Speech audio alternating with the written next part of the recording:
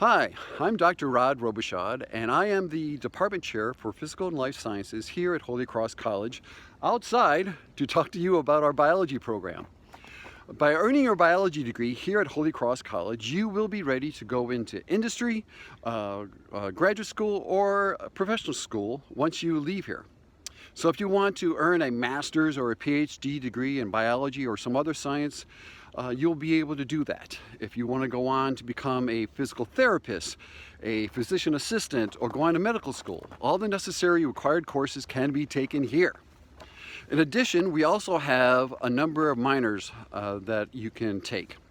Perhaps you want to minor in biology but major in business. You can do that. We have a new minor in environmental sciences and a very popular one in public health. So if you have any questions, feel free to look me up on our college website, and I'd be happy to answer those questions. Peace.